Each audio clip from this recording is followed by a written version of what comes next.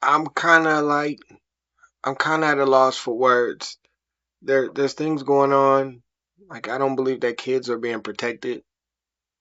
There was in Fresno there was somebody running for a government position that had a assault background and was running for councilman, I believe. I believe Fresno deserves leaders that are honest from the very beginning, not the end.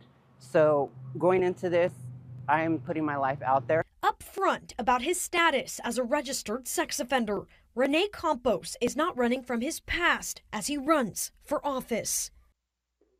Which I'm not sure how it's legal. I mean, I didn't know you could have a real criminal record and still run for office. I've been given the chance to rehabilitate through the courts and back into the system. Charged with being in possession of child sex abuse material back in 2018, the Fresno native says he pled no contest to a misdemeanor charge. Now launching his campaign to represent District 7 on the Fresno City Council. He says his focus is on safety. So I say, let's choose somebody outside the box, somebody who knows the system from inside out. Because I've experienced the laws that we are trying to reform right now. Fresno County Clerk and Registrar of Voters James Coos says state law does not prevent a registered sex offender from running for office. I mean, I could see being charged civilly, but to be a convicted criminal, you can't. I mean, you couldn't get financial aid a couple years ago. I don't know. So the state of California was trying to pass a bill that would prevent registered convicted sex offenders from being able to run for office and make laws in that state. Unfortunately, it is the state of California, and they failed to pass that law. Largely due to this dude, Scott Wiener, who gave some gross speech about how this was some sort of violation of their human rights. This is potentially a very dangerous road we're going down, to say that minor crimes are going to ban you for life for running for office. That we live in a democracy where people get to run for office. So, I was already kind of weirded out seeing these weird articles from Teen Vogue that was introducing concepts to young girls that I didn't think are appropriate.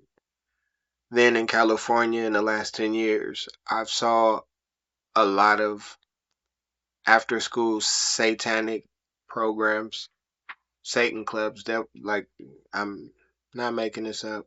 Schaefer, we begin tonight in the Lehigh Valley, where a school district has become the first in the state to give approval to an after-school club sponsored by the Satanic Temple.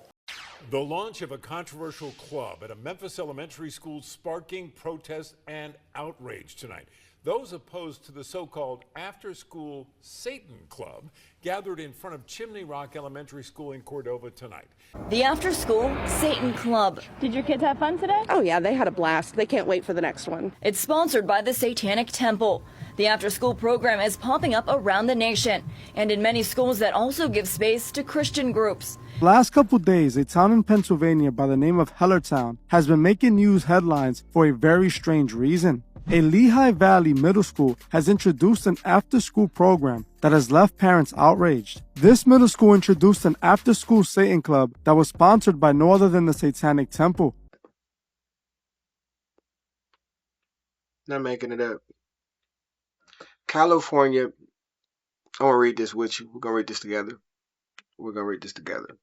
So California senators kill bill barring registered offenders from running from office. And I got this specific article is from KCRA. Registered offenders can continue running for public office in California after a panel of state senators killed a proposal that would have prohibited them from doing so. The state's Senate Elections Committee on Tuesday rejected a proposal, AB 2753, in a 2-1-2 vote. Democratic San Diego State Senator Sabrina Cervantes and Republican State Senator Stephen Coy voted yes. Democrat and a Republican.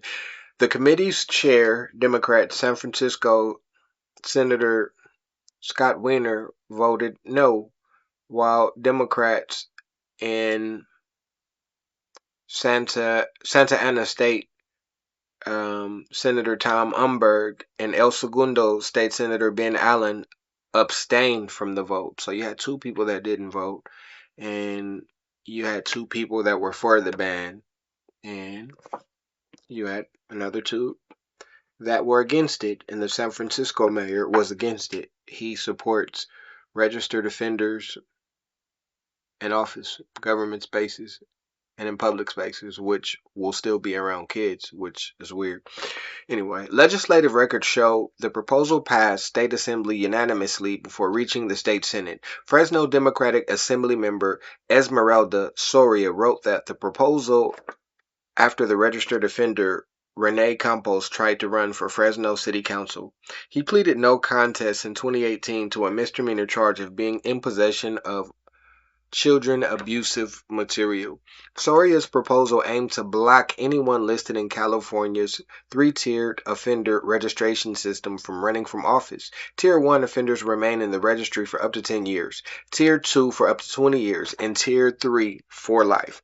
Democratic State Senator Scott Wiener, chairman of the Senate Elections Committee, expressed concern about the bill's broad scope. Wiener said he would only support the measure and allow it to move forward if it applied exclusively to Tier 3 offenders.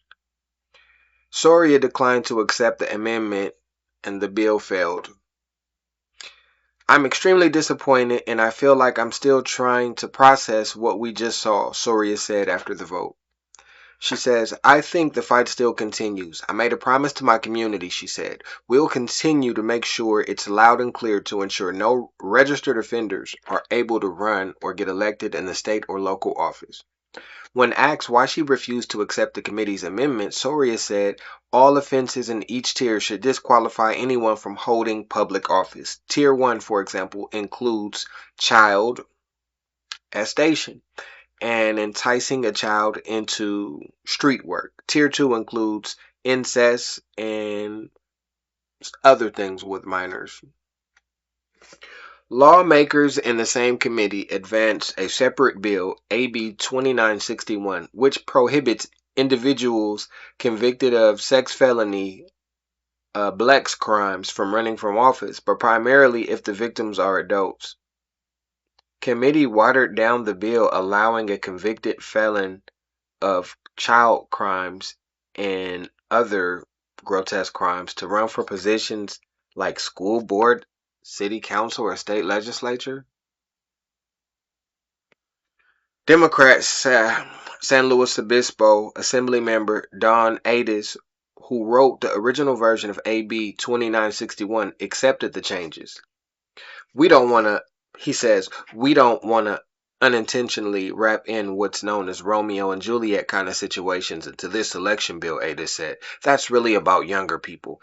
You are dating someone, you turn 18 and you're still dating that person, and there are things that may happen in the criminal justice system. We didn't want to unintentionally wrap it into the bill, she said. But, she said, she'll re-emphasize that she still thinks more work needs to be done. The proposal still has a few more steps before it reaches the governor's desk. Ades, who noted her years of working for abuse victims and standing up for victims, said that the heinous crimes against children are still included in the proposal. And she said her office would also provide a list to the news agency. Lawmakers are set to break for the summer recess starting Thursday, and they will return for one or more month of lawmaking, during which they could pass or reject proposals under consideration.